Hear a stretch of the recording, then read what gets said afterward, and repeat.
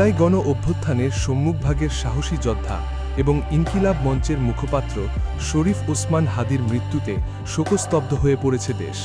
তার আকস্মিক প্রয়াণে গভীর শোক ও ক্ষোভ প্রকাশ করছেন শোবিজ অঙ্গনের তারকারাও। বৃহস্পতিবার 18 ডিসেম্বর রাত 10:45টার দিকে সিঙ্গাপুরের একটি হাসপাতালে চিকিৎসাধীন অবস্থায় শেষ নিঃশ্বাস ত্যাগ করেন তিনি।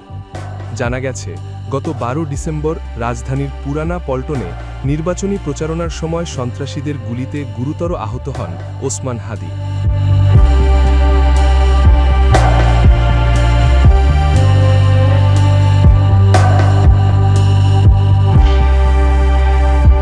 মাথায় গুলিবিদ্ধ হয়ে তিনি আশঙ্কাজনক অবস্থায় হাসপাতালে ভর্তি হন।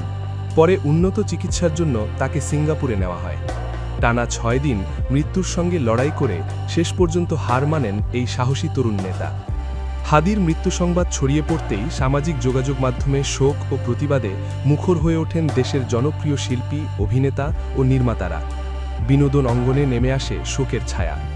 সঙ্গীত শিল্পী কনক চাপা এক শোকবার্তায় লিখেছেন, ইন্না লিল্লাহি ওয়া ইন্না ইলাইহি রাজিউন। আল্লাহ ওসমান হাদিকে জান্নাত নসিব করুন। এই হত্যাকাণ্ডের দ্রুত বিচার চাই। আসামি ও নেপথ্যের ষড়যন্ত্রকারীদের দৃষ্টান্তমূলক শাস্তি নিশ্চিত করা হোক। পরবর্তীতে তিনি কবিতার সঙ্গে হাদির একটি ছবি শেয়ার করে তার প্রতি শ্রদ্ধা জানান। নির্মাতা এবং অন্তর্বর্তীকালীন সরকারের সংস্কৃতি বিষয়ক উপদেষ্টা মোস্তাফা সারোয়ার ফারুকী সামাজিক যোগাযোগ মাধ্যমে লেখেন, আমাদের ভাই হাদি রওনা দিয়েছেন অনন্তের পথে।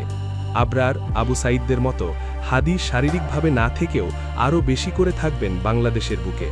You failed to kill Osman হাদি।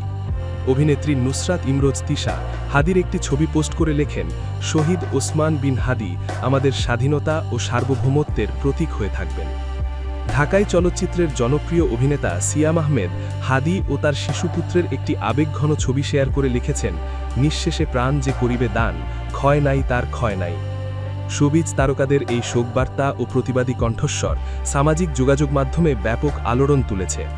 অনেকেই হাদির হত্যাকাণ্ডের সুষ্ঠু তদন্ত ও দ্রুত বিচারের দাবি জানিয়েছেন। তরুণ এই নেতার মৃত্যু শুধু একটি পরিবারের নয়,